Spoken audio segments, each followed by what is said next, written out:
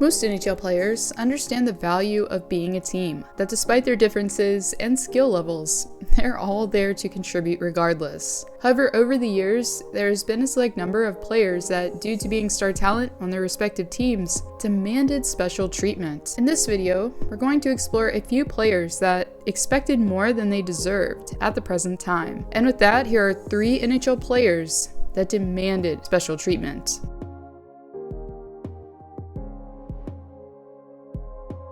By the time he arrived in Vancouver, Mark Messier had captured a slew of esteemed accolades that set him apart. After capturing 2 Ted Lindsay and Hart trophies, along with 6 Stanley Cup rings, among other things, Messier, in the latter stages of his career, decided to play in BC.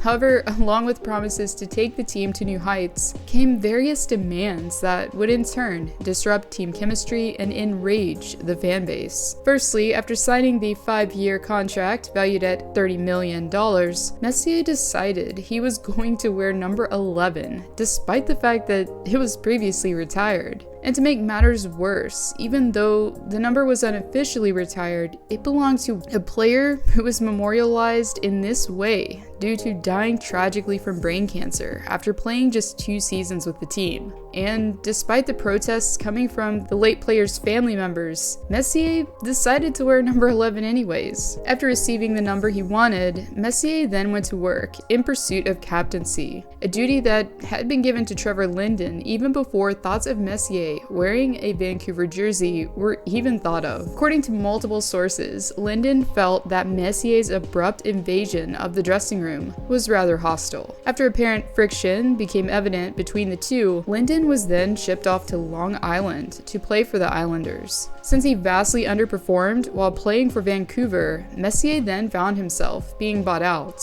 However, instead of backing off and moving on, Messier decided to sue the team for around $6 million thereafter. Due to maturing, becoming more self-aware, or both, Messier later apologized for his actions. Despite the attempts at reconciliation though, many Nucks fans didn't accept his pleas for forgiveness years later. Hey everyone. So you might have seen recently that I actually posted on the community tab that I have partnered up with Patriot Supply, which is your best option for an emergency food source. So whether you're outdoorsy, you live in a place where natural disasters may happen, or you're just worried about food shortages, Patriot Supply is definitely the way to go. So they recently sent me this 72-hour food kit. And I'll be honest guys, I eat kind of healthy, so I've only tried the oatmeal so far, but I really liked it. And a lot of this food, I believe all of it actually, has a 25-year lifespan, which I don't know if that's good or bad, but either way, it's definitely going to be, there if you need it. So what we have going on for this month, for September, is actually a pretty good deal. So if you click my link below, you'll be able to get $50 off a 4-week supply, a 4-week food ready kit. And it's going to provide you with tons of great stuff. This particular kit that they sent me has mac and cheese, potato soup, the oatmeal of course, and chicken and rice. So if you're interested, just simply click the link below in order to support me and also get better prepared and ahead of what may happen. And now, back to the video.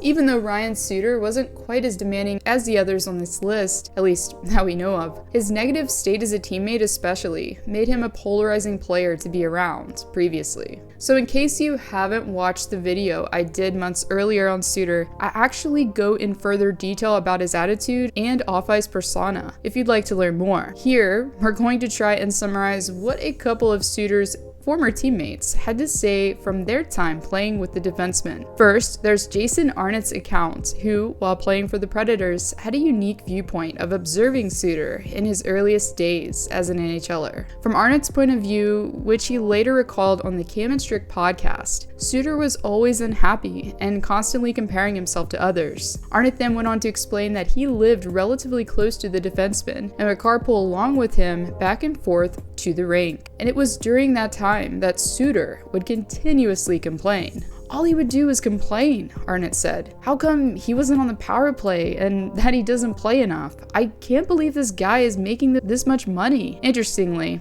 Suter, who had formed a close friendship with Craig Leopold while he was in the Music City, decided to follow Leopold to Minnesota. Leopold, who sold the Predators, then later bought the team from its founding owner in 2008. Basically, Suter made it his mission to bring in his former GM, Paul Fenton, in from Nashville, as he signed his lucrative deal with the Wild in 2012. According to longtime Wild reporter Judd Zulgad, Suter was partially behind the Fenton recruitment. Former Minnesota Wild forward Torrey Mitchell, who joined the Score North podcast, corroborated seeing the same type of entitlement as Arnott claimed he saw in Nashville.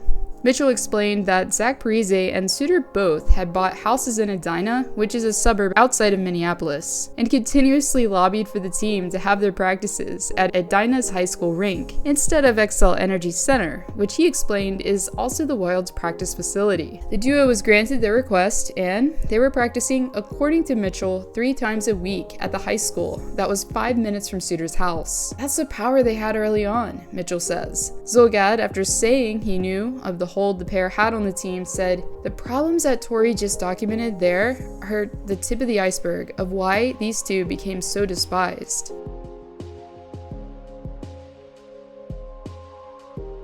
I mean, I feel like most watching automatically would put Jack Eichel into this category in some capacity. Once Eichel arrived in Saberland, it's almost like he knew that due to their longing for star talent and desperation, they, as NT management, could be exploited. Now, we're definitely not here to say that Eichel didn't help the organization to some extent. Sure, he bolstered ticket sales, excited fans, and contributed offensively, but it's almost like what he did bring to the table was tainted due to his demands that came along with star talent. In all actuality, even though things were never perfect during the Eichel era, we can at least say that the Sabres tried to some extent to accommodate him.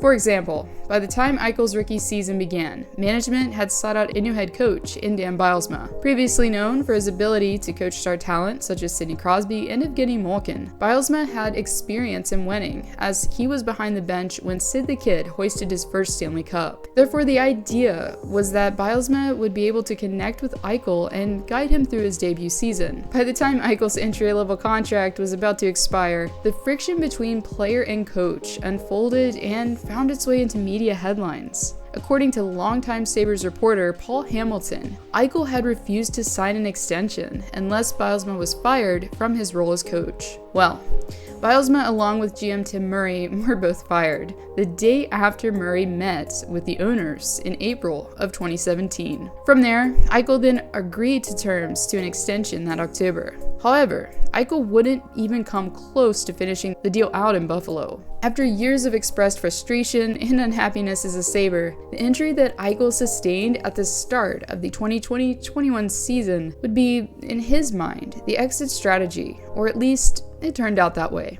Since the artificial disc replacement surgery was that by that time the Sabres weren't willing to consider, Eichel decided he was going to try to go to a team that would allow the newer technique. Interestingly, Eichel later said himself that he requested a trade before his injury came about, following the shortened 2019-2020 campaign. In hindsight, then, it's easier to understand the other side's perspective, aka the Sabres management teams. Late last year, though, Eichel finally was traded to Vegas, where they allowed him to get the surgery he wanted.